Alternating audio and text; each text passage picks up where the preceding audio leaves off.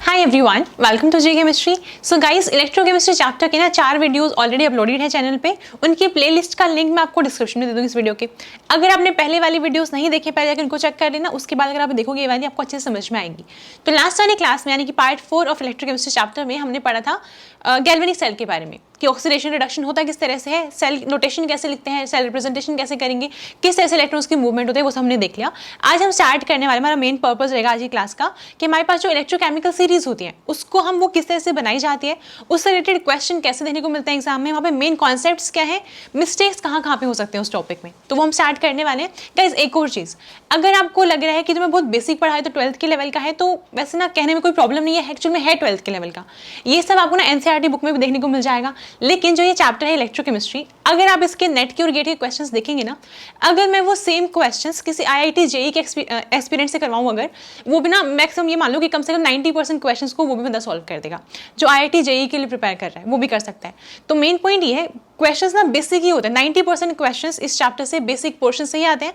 अगर आपका basic portion strong है ना, आप सारे क्वेश्चन अटेम्प्ट करके आओगे, तो सिर्फ किसे फोकस करना है, आपको सिर्फ देखना है कि कॉन्सेप्ट क्या क्लियर है या फिर नहीं है। अगर कॉन्सेप्ट क्लियर नहीं है, फिर तो सिंपल क्वेश्चन बहुत कॉम्प्लिकेटेड हो जाता है। अब हम स्टार्ट करेंगे, मेन तो देखना शुरू करेंगे सबसे पहले relation between chemical potential, electrical potential and electrochemical potential. यहाँ से एक बेसिक थोड़ा सा कॉन्सेप्ट आता है, उसमें आगे हम प्रोसीड करेंगे, उसको कंटिन्यू करेंगे फिर आगे, और लास्ट में लेकर जाएंगे इलेक्ट्रोकेमिकल सीरीज तक। सही है। यहाँ से एक क्वेश्चन पहले पूछा भी जा चुका है एग्जाम में, तो थोड़ा ध्यान से देखना। एक और चीज गाइस, क्योंकि अभी जो सीएसआई या नेट का एग्जाम है, हमें नहीं पता वो नेक्स्ट मंथ में होगा या फिर उसके बाद या फिर मर्ज हो जाएगा दिसंबर, हमें नहीं पता अभी तक। तो हम ये मान के चलेंगे हमारे पास ना काफी टाइम है प्रिपेयर करने के लिए। ठीक है। अब ना चैप्टर, आपको जो चैनल पे जो वीडियोस देखने को मिलेंगी, एक तो इलेक्ट्रोकेमिस्ट्री हम कंप्लीट करेंगे, ठीक है, रेगुलर वीडियो आपको देखने को मिलेंगी, और साथ में टॉपिक्स ऑन डिमांड भी चलेगा, बट उसकी फ्रीक्वेंसी कम रहेगी। इन वाली वीडियो से चैप्टर वाली वीडियो की फ्रीक्वेंसी ज्यादा रहेगी। तो स्टार्ट करते हैं इस वाले टॉपिक से। तो मेन टॉपिक है relation between chemical potential, electrical potential and electrochemical potential. इसकी डेरिवेशन में हम नहीं जाएंगे, हम डायरेक्टली इनका रिलेशन देखेंगे। मैंने ये लिखा है, इसको हम बोलते हैं इलेक्ट्रोकेमिकल पोटेंशियल। ठीक है, electrochemical potential of ith species. हमने कोई सिस्टम कंसीडर करा, उसमें कोई भी स्पीशीज है, उसका हम क्या कर रहे हैं, इलेक्ट्रोकेमिकल पोटेंशियल कंसीडर कर रहे हैं। It will be equal to chemical potential of ith species plus Zi F into phi. Zi क्या है,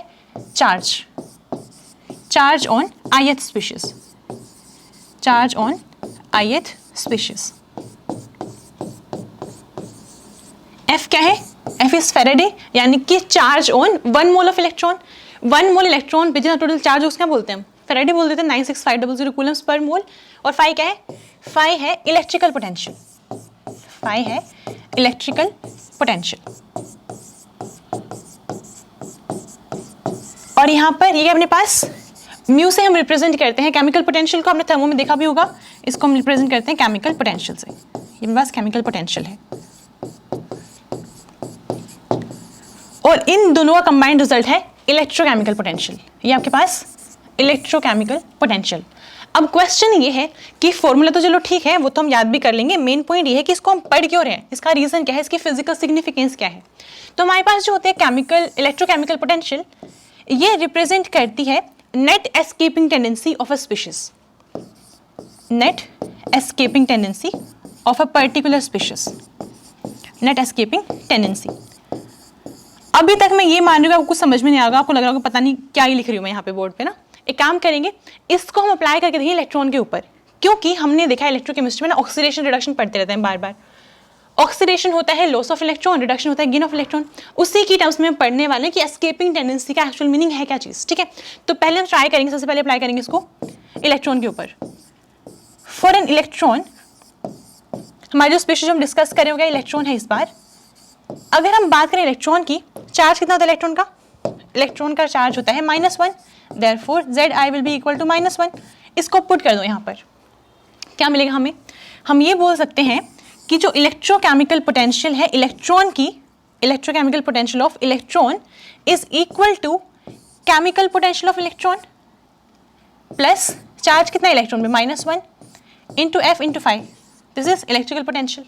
सही है, इसको हम एक काम कर सकते हैं, प्लस माइनस करके माइनस लिख देते हैं, ऐसे हो जाएगा। तो ये अपने पास रिलेशन आया है इन केस ऑफ इलेक्ट्रॉन्स। अब ना हम कैसे निकालेंगे नेट एस्केपिंग टेंडेंसी? तो अब ना दो केसेस बनते हैं। सबसे पहले को केस 1। केस 1 में हम बोल रहे हैं कि हमारे पास जो फाई है, जो इलेक्ट्रिकल पोटेंशियल है, वो क्या है अपने पास? ग्रेटर देन 0 है। ठीक है, वो क्या है? ग्रेटर देन 0 है, यानी कि पॉजिटिव है, इसकी वैल्यू पॉजिटिव है। पॉजिटिव इंटू नेगेटिव क्या होगा? नेगेटिव आने वाला है।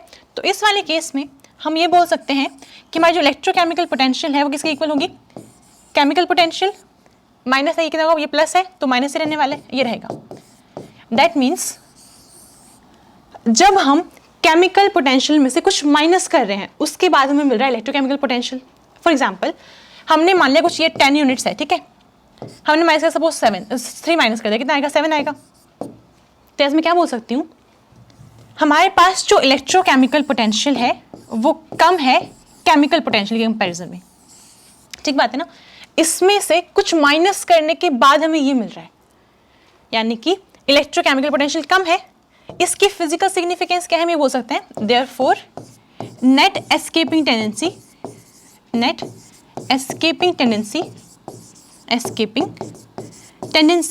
Of electron is less. इस वाले केस में इलेक्ट्रॉन की एस्केपिंग टेंडेंसी कम होगी। एस्केपिंग टेंडेंसी को हम रिलेट कर सकते हैं लॉस से।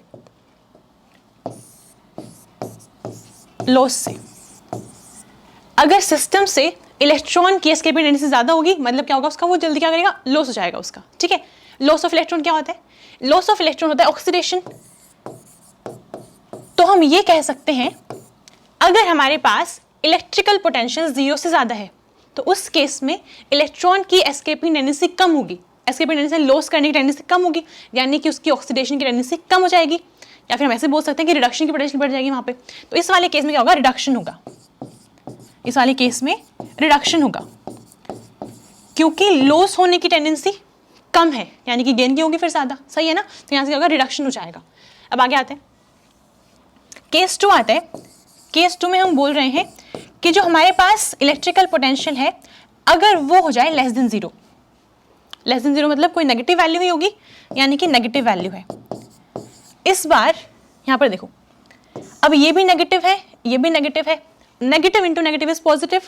तो यहां से हमें मिलेगा इस पर्टिकुलर केस में कि जो इलेक्ट्रोकेमिकल पोटेंशियल है this is equal to chemical potential plus F into 5।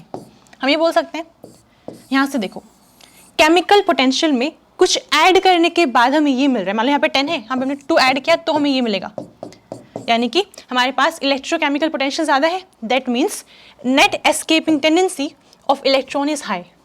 इस बार क्या है? Net escaping tendency of electron is high.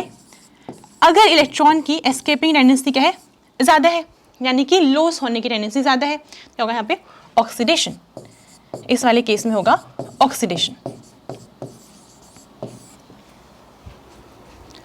ठीक है, तो मेन अगर हमसे आपसे कोई पूछता है, हमने जो ये फॉर्मूला यहाँ पर लिखा है, जो ये फॉर्मूला हमने लिखा था यहाँ पे, जनरल फॉर्मूला ये, इसमें डोमिनेटिंग टर्म कौन सी है? इसमें डोमिनेटिंग टर्म कौन सी है? कैसे बताएंगे? ये वाली टर्म डोमिनेट कर रही है या फिर ये वाली टर्म डोमिनेट कर रही है? कैसे बताएंगे? हमने ये देखा है कि हमारा इलेक्ट्रिकल पोटेंशियल का साइन डिसाइड कर रहा है। अगर इलेक्ट्रिकल पोटेंशियल पॉजिटिव होगी उस वाले केस में अलग वैल्यू आएगी, ओवरऑल जो अपने पास एस्केपिंग टेंडेंसी वो अलग हो जाएगी। अगर हमारे पास ये नेगेटिव है तो अलग आएगी, यानी कि ये हमारे पास क्या है? डोमिनेटिंग टर्म है। इस पर्टिकुलर फॉर्मूला में ये वाली डोमिनेटिंग टर्म है, इलेक्ट्रिकल पोटेंशियल वाली टर्म डोमिनेटिंग है। हमने अभी तक सिर्फ इतना देखा है कि इलेक्ट्रिकल पोटेंशियल के बेसिस पे हम कैसे डिसाइड करते हैं ऑक्सीडेशन होगा या फिर रिडक्शन होगा। अब ना एक चीज को बाय कन्वेंशन ऐसा माना गया है कि जब भी हम बात करेंगे इलेक्ट्रोड पोटेंशियल की, तो बाय कन्वेंशन हम उसको ना रिडक्शन पोटेंशियल ही मानेंगे। इसको हम बाय कन्वेंशन रिडक्शन पोटेंशियल मानेंगे। तो हमारे पास किसी पर्टिकुलर इलेक्ट्रोड पे चाहे ऑक्सीडेशन हो चाहे हमारे पास रिडक्शन हो, हम उसकी रिडक्शन पोटेंशियल को ही कंसीडर करने वाले हैं। अब क्वेश्चन ये आएगा कि रिडक्शन पोटेंशियल कंसीडर तो कर लेंगे, लेकिन हमें पता कैसे चलेगा किसकी रिडक्शन पोटेंशियल ज़्यादा किसी कम है? जैसे अगर मैं इसको वापस रिलेट करूँ, लास्ट वाली क्लास से हमने ये बोला था, हमारे पास जो जिंक होता है उसकी ऑक्सीडेशन पोटेंशियल ज़्यादा होती है, यानी कि ऑक्सीडेशन करने की टेंडेंसी ज़्यादा होती है। तो इसको हम बोल सकते हैं क्या है, Zn2+ प्लस 2 इलेक्ट्रॉन। इस साथ में कॉपर था, कॉपर 2+ की रिड्यूस होने की टेंडेंसी ज़्यादा होती है, हमने बोला ये है। यहाँ पे हो रहा है ऑक्सीडेशन, यानी कि जिंक की ऑक्सीडेशन पोटेंशियल ज़्यादा है और कॉपर 2+ की रिडक्शन पोटेंशियल ज़्यादा है। तो ये वाली वैल्यूज मैंने आपको बोल दिया, आपने मान ली, लेकिन हम कैसे पता करेंगे कि एक्चुअल में आई कहाँ से है? स्टार्टिंग में जब बुक्स में लिखने से पहले कहीं ना कहीं तो आया होगा ना, इलेक्ट्रोकेमिकल सीरीज में, वो इलेक्ट्रोकेमिकल सीरीज से देख लेते हैं। इलेक्ट्रोकेमिकल सीरीज बनी कैसे है, कहाँ से आई है, उसको देखते हैं एक बार। वहाँ से हमें समझ में आया क्वेश्चन कैसे फ्रेम होता है, किस तरह से हम डिसाइड करते हैं किसका रिडक्शन होगा, किसका ऑक्सीडेशन होगा, कब रिएक्शन पॉसिबल हो सकती है, कब नहीं हो सकती है, कौन से वाली कंडीशन में रिएक्शन वर्क ही नहीं करेगी, कौन से वाले केस में सेल रिएक्शन होगी ही नहीं, सेल वर्क ही नहीं करेगी, EMF 0 आएगा। वो सब हम आज डिस्कस करने वाले हैं। देखो अब ना एक चीज़ देखते हैं, हमें ना ये भी नहीं पता था इसकी ऑक्सीडेशन पोटेंशियल कितनी है, हमें ये भी नहीं पता इसकी रिडक्शन पोटेंशियल कितनी है। तो स्टार्टिंग में जब किसी को भी नहीं पता होगा कैसे निकाला गया होगा, देखो हम इस तरह से बोल सकते हैं, हमने यहाँ पे क्या लिया, इलेक्ट्रोड हमने इधर एक कंसीडर करा, यहाँ पे सेल, एक यहाँ पे ये वाली सेल है, इसको हम बोलते हैं हाफ सेल। ये भी क्या है, हाफ सेल है। यहाँ पर इलेक्ट्रोड लगा दिया, एक इलेक्ट्रोड डिप करवा दिया इसके अंदर, ठीक है। यहाँ पर भी हमने एक इलेक्ट्रोड को डिप करवा दिया, सही है, ओके। तो मेन पॉइंट ये है, इसको जब मैं ज्वाइन करवा दूंगी यहाँ से, हमने यहाँ पे सॉल्ट ब्रिज भी लगा दिया, ऐसे करके सॉल्ट ब्रिज भी लग गया है अभी, ठीक है। तो जब आप इस रिएक्शन को कंप्लीट करवाओगे, यानी कि जब आप इस सेल को वर्क करवाओगे, सेल वर्क करने के बाद क्या होगा, यहाँ से EMF आएगा। EMF क्या होता है, इलेक्ट्रोमोटिव फोर्स होता है। क्या है एक्चुअल में, पोटेंशियल है, पोटेंशियल डिफरेंस है। इसकी वजह से मान लो कितनी हो सकती है, सपोज 2.17 वोल्ट है। वोल्ट क्या होते हैं, पोटेंशियल डिफरेंस की यूनिट होती है। तो मेन पॉइंट ये है कि जब भी हमारे पास गैल्वेनिक सेल वर्क करेगी, हमने क्या देखा था, कोई भी स्पॉन्टेनियस रिएक्शन होती है यहाँ पर, है ना, वो केमिकल एनर्जी प्रोड्यूस करेगी, केमिकल एनर्जी प्रोड्यूस होकर इलेक्ट्रिकल एनर्जी में कन्वर्ट हो रही है। वो इलेक्ट्रिकल एनर्जी क्या है, पोटेंशियल डिफरेंस, जो कि हमें ऐसे मिलने वाला है।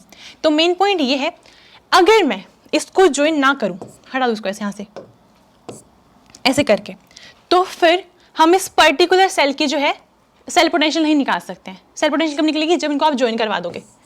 इनका ज्वाइन होना इंपॉर्टेंट है। जैसे ही ज्वाइन होंगी, इस सेल का एक पोटेंशियल आएगा, वो क्या है अपने पास, C।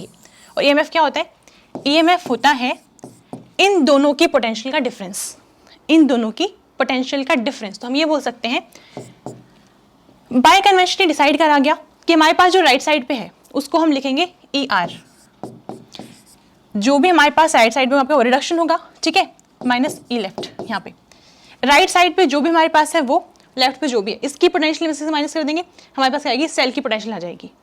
इसकी पोटेंशियल में से इस वाली पोटेंशियल माइनस करके आएगा अपने पास, EMF आएगा, फिर सेल की पोटेंशियल आ जाएगी, ठीक बात है, ओके। अब ना अपना जो मेन कंसर्न है वो देखते हैं। जैसे सपोज करो हमारी मेन कंसर्न ये, हम चाहते हैं कि हमारे पास ना ये वैल्यू आए कि जो ये वैल्यू है जिंक से लेके Zn2+, यानी कि जब जिंक कन्वर्ट हो रहा है Zn2+ में, उस टाइम पे पोटेंशियल कितने हमें वो निकालनी है। तो वो कैसे निकालेंगे, अब तो हम ये कर सकते हैं कि अगर हम बात करें स्टैंडर्ड पोटेंशियल की, स्टैंडर्ड सेल पोटेंशियल की, स्टैंडर्ड का मतलब क्या होता है, स्टैंडर्ड होता है अगर हम ये एक्सपेरिमेंट करवाएं 25 डिग्री सेल्सियस पे एंड 1 बार प्रेशर पे, अगर टेम्परेचर और प्रेशर की वाली कंडीशन है, फिर आप एक्सपेरिमेंट करवा रहे हो, फिर ले रहे हो, सेल पोटेंशियल को बोलेंगे स्टैंडर्ड सेल पोटेंशियल, ठीक है। अब ना हम ये चाहते थे कि हमारे पास जैसे ये वाली भी हमें वैल्यू चाहिए और हमें ये वाली वैल्यू भी चाहिए, हमें ये वाली वैल्यू भी चाहिए। जब हम कन्वर्ट करें कॉपर 2+ को कॉपर में, तो सेल पोटेंशियल है कितनी, 2+ से 0 में जा रहा है कि रिडक्शन हो रहा है, तो इसकी रिडक्शन, इसको बोलेंगे रिडक्शन पोटेंशियल। +2 से 0 में जा रहा है ना, क्या है, रिडक्शन हो रहा है, रिडक्शन पोटेंशियल, इसको बोलेंगे रिडक्शन पोटेंशियल।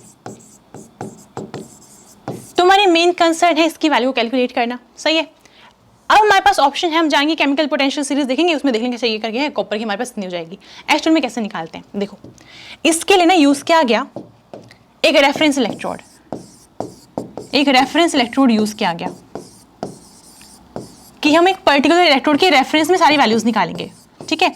और ये कौन सा था, ये था अपने पास standard hydrogen electrode, standard hydrogen electrode.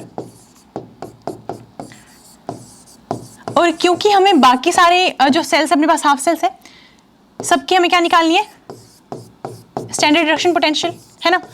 तो ये बोल दिया गया कि जो हमारे पास SHG है, यानी कि जो स्टैंडर्ड हाइड्रोजन इलेक्ट्रोड है, उसकी स्टैंडर्ड पोटेंशियल को, उसकी स्टैंडर्ड रिडक्शन पोटेंशियल को हाई टेम्परेचर पे 0 कंसीडर कर लिया गया। जीरो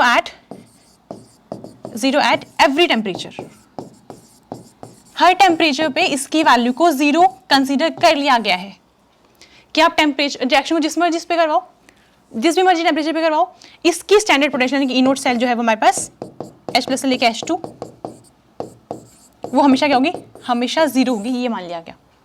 ठीक है, अब ना हम चाहते हैं, सपोज करो हमने एक रिएक्शन कंसीडर करी, लेट्स से ये वाली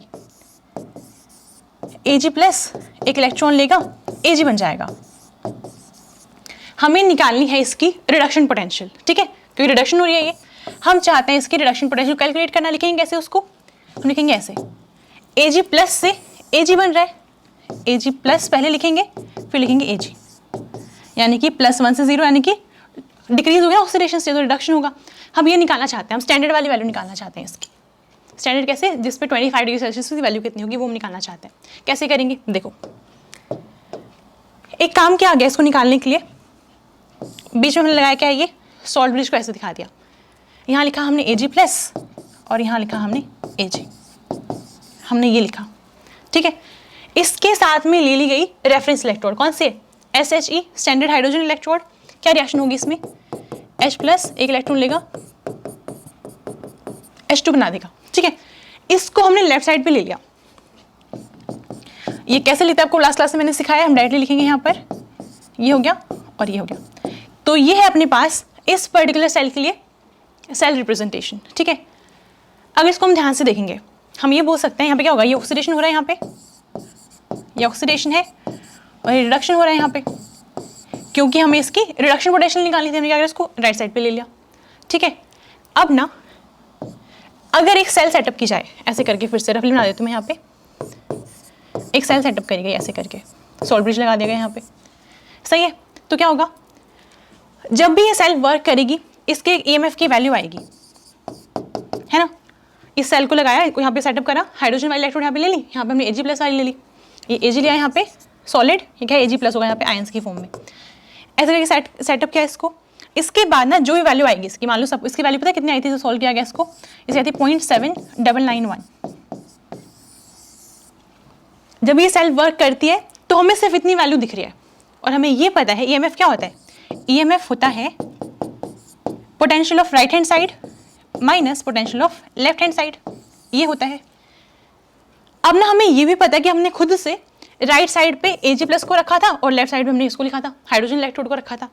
तो हम ये बोल सकते हैं यहाँ पर कि हमारे पास जो ये वैल्यू आई है 0.7991, ये किसके इक्वल होगी, ये कब आई होगी, अगर हम राइट साइड वाली पोटेंशियल में से अगर हम लेफ्ट साइड वाली पोटेंशियल माइनस कर देंगे तो ये आया होगा, है ना। और ये अपने पास लेफ्ट साइड पे क्या है, हाइड्रोजन है, इसकी तो पोटेंशियल 0 होती है। और ध्यान रखो कि अपने पास ये भी रिडक्शन पोटेंशियल है और ये भी रिडक्शन पोटेंशियल ही है, बाय कन्वेंशन हम रिडक्शन पोटेंशियल ही कंसीडर करते हैं।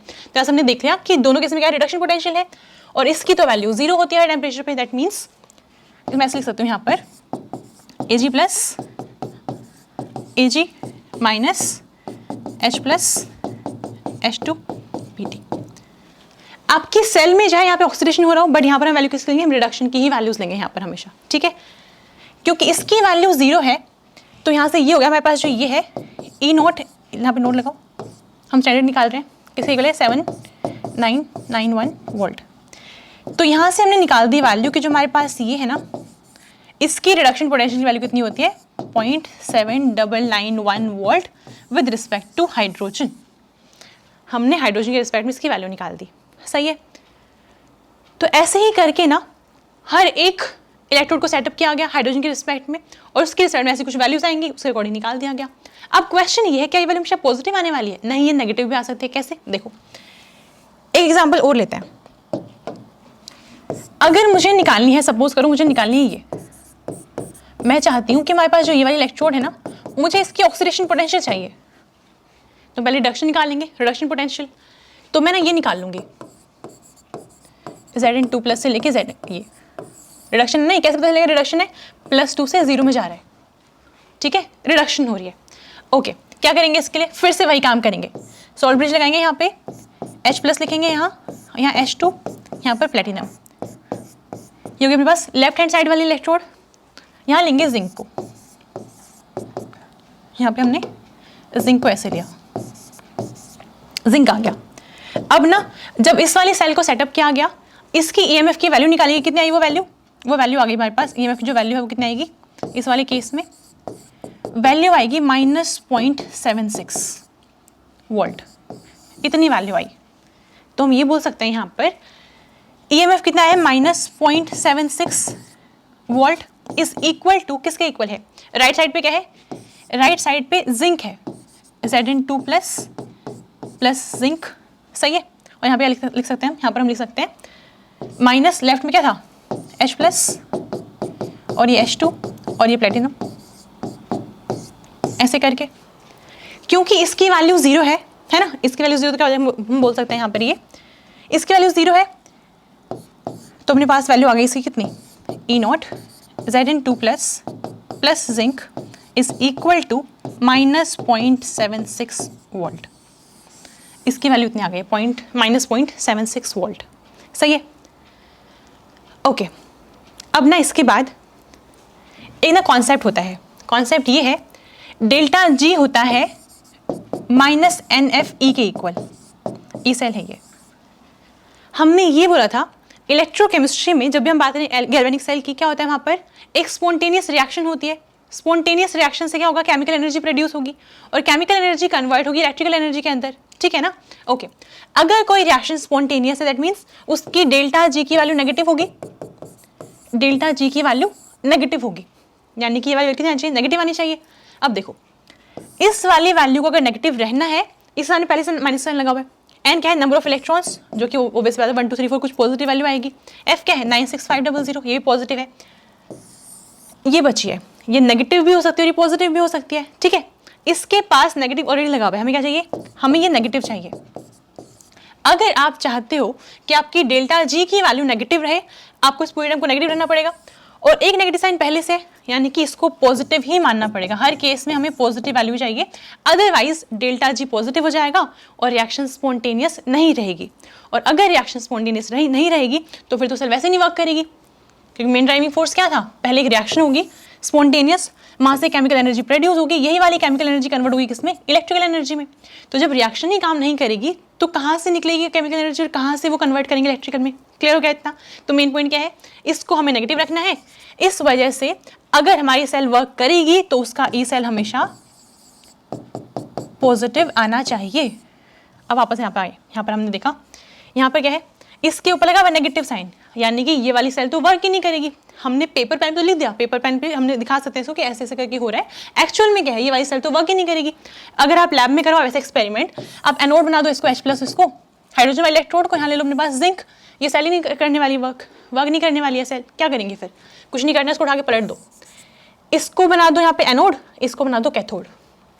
हम इसको चेंज कर देंगे, जब इसको हम चेंज करेंगे तो बन जाएगा पास Zn2 प्लस जिंक और ये यहाँ पे क्या है H+, H2 एंड प्लेटिनम, इस तरह से बन गया है। इस वाले केस में क्या आएगी पास, ई सेल की वैल्यू आएगी, E cell will be equal to 0.76 volt, सिर्फ साइन चेंज हुआ है, ठीक है। इस बार ये सेल वर्क करेगी क्योंकि वैल्यू क्या इस बार ई सेल पॉजिटिव है, अगर ई सेल पॉजिटिव होगी तो डेल्टा जी नेगेटिव ही आने वाला है, यानी कि रिएक्शन क्या है, स्पॉन्टेनियस है। अब फिर से निकालेंगे EMF या E cell is equal to कितना आएगा, ER माइनस ई लेफ्ट करेंगे, ठीक है। राइट साइड पे क्या है, इसको तो 0 होती है, इससे कितनी है माइनस, हम क्या निकाले Zn2 प्लस ना, और ये हम ये निकाल रहे हैं, कितनी वैल्यू आई है, ये आई है 0.76 वोल्ट्स। तो हम ये बोल सकते हैं कि हमारी जो E0 की वैल्यू है Zn2 प्लस की जिंक में कन्वर्ट होने टाइम कितनी है, -0.76 वोल्ट्स। तो हमने अभी दो वैल्यूज निकाली हैं, ठीक है। ये तो ये वाली वैल्यू, एक हमने ऊपर निकाली है Ag प्लस और Ag वाली वैल्यू, और ये वैल्यू आई है कितनी 0.7991 वोल्ट। ये भी हाइड्रोजन के रिस्पेक्ट में है और ये भी हाइड्रोजन वाले इलेक्ट्रोड के ही रिस्पेक्ट में है। अब देखो ये वाली वैल्यू नेगेटिव है और ये वाली वैल्यू क्या है, पॉजिटिव है। अगर हम चाहते हैं ये वाली वर्क करे सेल, यहाँ पे EMF वैल्यू कितनी थी, पॉजिटिव थी ना, यहाँ पर कब पॉजिटिव थी, अगर हमने एनोड पे लिया था, कौन, एनोड पे था अपने पास H प्लस H2 वाली इलेक्ट्रोड, और कैथोड पे क्या था, कैथोड पे थी अपने पास ये वाली Ag प्लस और ये Ag वाली इलेक्ट्रोड। यानी कि जब हम इन दोनों की बात कर रहे हैं तो रिएक्शन तभी स्पॉन्टेनियस होगी अगर मैं यहाँ पे रिडक्शन करवाऊं तो हम ये बोल सकते हैं इसकी रिडक्शन पोटेंशियल कितनी होती है, 0 वोल्ट, इसे कितनी है 0.7991, इसको लिख सकती हूँ सिंप्लीफाई करके 0.8 वोल्ट लिख देते हैं। यानी कि हमारे पास जो Ag प्लस है उसकी रिड्यूस होने की कैपेसिटी जो है वो H प्लस से ज़्यादा है। अगर हमारे पास दो चीज़ें हैं Ag प्लस और एक है H प्लस, तो इन दोनों में से Ag प्लस जल्दी रिड्यूस हो जाएगा क्योंकि इसकी रिडक्शन पोटेंशियल ज़्यादा है। यहाँ से कंपेयर हम करते हैं कि हाइड्रोजन के रिस्पेक्ट में कौन से वाला इलेक्ट्रोड जो वो जल्दी रिड्यूस होगा, कौन सा ऑक्सीडाइज होगा, जिसकी भी वैल्यू अगर हमारे पास हाइड्रोजन कितना है 0 वोल्ट पे है रिडक्शन पोटेंशियल, अगर उससे ज़्यादा है, उससे ज़्यादा पॉजिटिव वैल्यू तो क्या होगा, वहाँ पर रिडक्शन होगा, और उस वाले केस में क्या बोलेंगे, हाइड्रोजन पे क्या होगा, ऑक्सीडेशन होगा, और यहाँ पे क्या होगा, रिडक्शन होने वाला है। सही है। अगर हमारे पास किसी की ई नोट की वैल्यू कितनी नेगेटिव है, हमने इस केस में देखा था ये वाली सेल तभी वर्क करेगी अगर मैं इसको एनोड बनाऊं तो, अगर इसको हम एनोड बनाएं ऐसे करके यहाँ पे और कैथोड में हमारा हाइड्रोजन वाला इलेक्ट्रोड रहे तो क्या होगी, रिएक्शन होगी, तो हमारे पास ये सेल वर्क करने वाली है, ऐसे हमने देखा। यानी कि जब हमारे पास आप इसको ले रहे हैं आप हाइड्रोजन के केस में, हाइड्रोजन के रिस्पेक्ट में, तो इस वाले केस में क्या होगा, ऑक्सीडेशन होगा और इसका क्या होगा, रिडक्शन होगा। यानी कि Zn2 प्लस की रिडक्शन पोटेंशियल H प्लस से कम है, इसका हमेशा ऑक्सीडेशन होगा हाइड्रोजन के रिस्पेक्ट में। ऐसे करके ना अलग अलग सेल बनाई गई, सबका निकाला गया और फिर रेडी करी गई एक इलेक्ट्रोकेमिकल सीरीज को हम देखते हैं अभी एक बार। यहाँ पर देखो इसमें सारी वैल्यूज नहीं है, कुछ कुछ मेन वैल्यूज है, हमारा आइडिया हो जाएगा, हमारा कॉन्सेप्ट क्लियर हो जाएगा। एक बार आप इसको देखो ध्यान से, इसमें क्या किया गया है, यहाँ पे हाइड्रोजन को कंपेयर किया गया। देखो हाइड्रोजन की ये वाली वैल्यू है, एक चीज और ध्यान रखना सारी के हमारे पास रिडक्शन पोटेंशियल है, reduction potential, standard reduction potential, सबकी हम रिडक्शन पोटेंशियल ही निकालते हैं। ध्यान से देखो ये हमारे पास हाइड्रोजन वाली है 0 वोल्ट पे है, जिसकी भी वैल्यू देखो, मान लो कॉपर 2 प्लस है, कितनी है वैल्यू, प्लस 0.34, यानी कि कॉपर 2 प्लस की रिडक्शन पोटेंशियल हाइड्रोजन से ज्यादा है। तो जब भी आपको सेल सेटअप करनी होगी आप इसका करवाओगे रिडक्शन, H प्लस का करवाओगे ऑक्सीडेशन, यानी कि इसको आप रखोगे एनोड पे, इसको आप रखोगे कैथोड पे। क्लियर हुआ। ऐसे करके ऊपर की तरफ क्या हो रहा है अपने पास, रिडक्शन पोटेंशियल इंक्रीज कर रही है, ऊपर की तरफ रिडक्शन पोटेंशियल इंक्रीज कर रही है। इसका मतलब क्या हो गया, अगर हमें रिडक्शन ही करवाना है तो हमारे पास F2 का रिडक्शन सबसे पहले होने वाला है, बहुत फास्ट रिएक्शन होने वाली है। ठीक है, नीचे तरफ देखो ये वाली वैल्यू हाइड्रोजन की रिडक्शन पोटेंशियल से कम है, यानी कि सारे केस में क्या होगा, ऑक्सीडेशन होगा। अगर आप H प्लस को लेकर आए इसे कंपैरिजन में, इसका ऑक्सीडेशन होगा, इसका रिडक्शन होगा। तो मेन पॉइंट ये हो गया, अगर हमारे पास सारी ही रिडक्शन पोटेंशियल की वैल्यूज हैं तो फिर हम कैसे बोल सकते हैं, इस चीज देखो ध्यान से। यहाँ पे मान लो मैंने ये लिखा, मैंने यहाँ पे लिखा है कॉपर 2 प्लस, कॉपर की वैल्यू कितनी है 0.34 वोल्ट। सही है, हमने यहाँ पर लिखा अपने पास लेट्स से जिंक तो नहीं लेते, आयरन ले लेते हैं, Fe2 प्लस, Fe कितनी वैल्यू है, इसकी वैल्यू है -0.44। तो यहाँ से हम कंक्लूड क्या कर सकते हैं, यहाँ से हम कंक्लूड ये कर सकते हैं, एक तो मुझे ये वाली रिएक्शन करवानी है कॉपर 2 प्लस से, ये रिडक्शन है, इसको देखा और आप ध्यान से, क्या ये +2 से 0 जा रहा है, यानी कि रिडक्शन हो रहा है, ये मिल रहा है कॉपर। ठीक है, एक ये है Fe2 प्लस, ये और ये अपने पास 2 इलेक्ट्रॉन क्या बन रहा है, Fe बन रहा है। क्योंकि यहाँ पर इसकी रिडक्शन पोटेंशियल वैल्यू ज़्यादा है तो इसका रिडक्शन होगा। तो अगर आपके पास चॉइस हो यहाँ पर कि कॉपर 2 प्लस है और Fe2 प्लस है, इसमें से आप किसको रिड्यूस करवाएंगे, क्योंकि हमारे पास रिडक्शन पोटेंशियल कॉपर 2 प्लस की ज़्यादा है तो इसका रिडक्शन होगा, और इसके अगर दोनों साथ में प्रेजेंट है तो क्या होगा, Fe को कन्वर्ट होना पड़ेगा, इसमें Fe2 प्लस, यानी कि इसका क्या होगा, ऑक्सीडेशन हो जाएगा। मेन पॉइंट ये है, यहाँ पर आओ, हम ना एग्जाम में याद कैसे रखेंगे, कंफ्यूजन नहीं होनी चाहिए, याद रखने जैसा कुछ है भी नहीं इसमें। ध्यान से देखना, देखो यहाँ पर ना हमने ये बोला है, ये है 0 वैल्यू। ठीक है, जैसे जैसे ऊपर जा देखो इंक्रीज हो रही है, 0 ऐसे मान लो 0.5 1 2 ऐसे करके ऊपर तरफ इंक्रीज हो रही है। इसको ना मैं नंबर लाइन पे दिखा सकती हूँ, यहाँ पर ऐसे करके देखो, यहाँ पर 0 है, यहाँ पे 1 2 -3 यहाँ पे कितना है -1 -2 -3। ये जो है इनका रिडक्शन जल्दी होगा, ठीक है, इनकी रिडक्शन पोटेंशियल ज़्यादा है। ये रिडक्शन करेंगे विद रिस्पेक्ट टू हाइड्रोजन, और ये करेंगे ऑक्सीडेशन, इनका होगा oxidation with respect to hydrogen. अब ना एक चीज़ और देखो, क्योंकि इस वाले केस में ऊपर की तरफ रिडक्शन पोटेंशियल बढ़ती जा रही है, मतलब ये रिडक्शन करके खुश होंगे।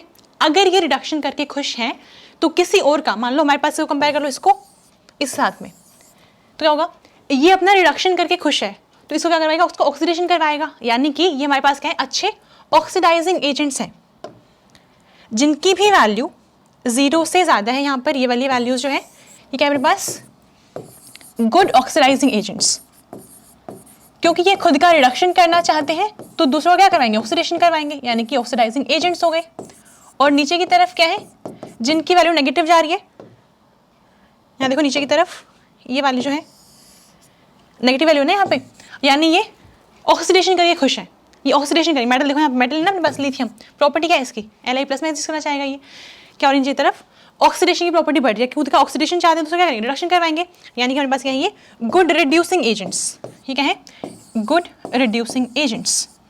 और यही रीज़न है जब भी हम पढ़ते हैं बर्ज रिडक्शन, गुड रिड्यूसिंग एजेंट्स, या फिर कोई भी मेटल रिडक्शन जब हम पढ़ते हैं तो हम जनरली लिथियम हो गया, मैग्नीशियम हो गया, एल्यूमिनियम, ये सब ये वाले मेटल्स यूज़ करते हैं, ठीक है। जैसे मान लो बर्ज रिडक्शन क्या होता है, सोडियम इन लिक्विड अमोनिया, हम बोलते हैं ना ऐसे करके, सोडियम इन लिक्विड अमोनिया क्या होता है, वहाँ पर सोडियम करेगा क्या, अपना इलेक्ट्रॉन तो देते हैं, यानी कि इसकी ऑक्सीडेशन पोटेंशियल ज़्यादा है, इनकी ऑक्सीडेशन करने की टेंडेंसी ज़्यादा है, ये रिडक्शन करवाएंगे किसी और का, यानी कि गुड रिड्यूसिंग एजेंट्स, ये अच्छे रिड्यूसिंग एजेंट्स हैं, सही है। अब ना देखो एक चीज़ और देखो, अगर आपसे एक क्वेश्चन पूछूं, अभी ध्यान से देखना, गलती नहीं करनी है, ध्यान से देखना एकदम। एक क्वेश्चन मैं यहाँ पे लिख रही हूँ, हमने यहाँ पर लिखा है सपोज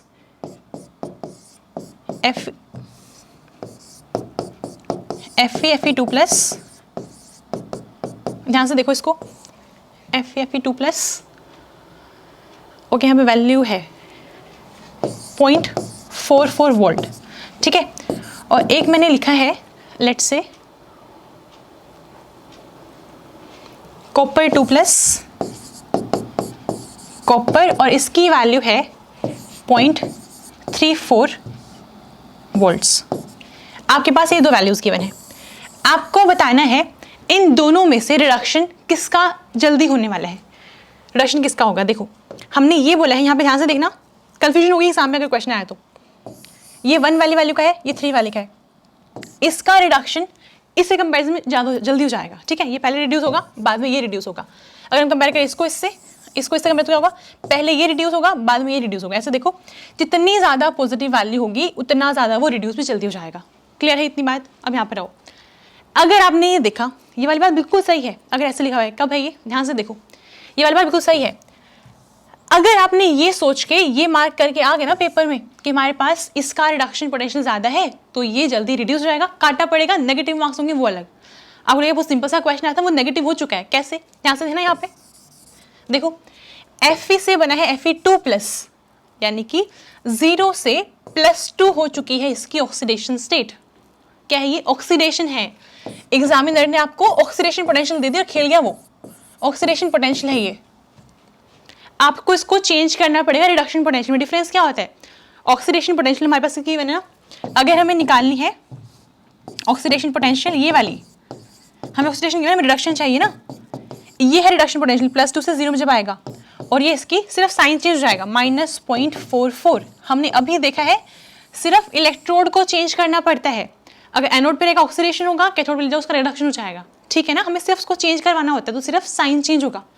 तो अपने पास इसकी रिडक्शन पोटेंशियल इतनी है, हम कैसे पता लगाएंगे रिडक्शन ऑक्सीडेशन है, हम ये देखेंगे, इसको नहीं भूलना है, हम हमेशा ये देखेंगे कहाँ से क्या बन रहा है, उसके अकॉर्डिंग हम डिसाइड करेंगे रिएक्शन को। ऐसे इसमें क्या लिखेंगे रिएक्शन को, +2 से Fe बना है, यानी कि 2 इलेक्ट्रॉन गेन करे होंगे, तो इस पर्टिकुलर रिएक्शन की सेल पोटेंशियल इतनी है।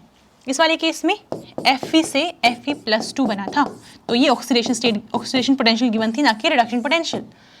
तो जब आपको कंपेयर करें दो चीज़ें, दोनों को सेम यूनिट में लेकर आओ, एक बात बताओ, कभी नैनोमीटर को कंपेयर करवाओगे मीटर से? नहीं ना, तो नैनोमीटर को पहले मीटर बनाओगे।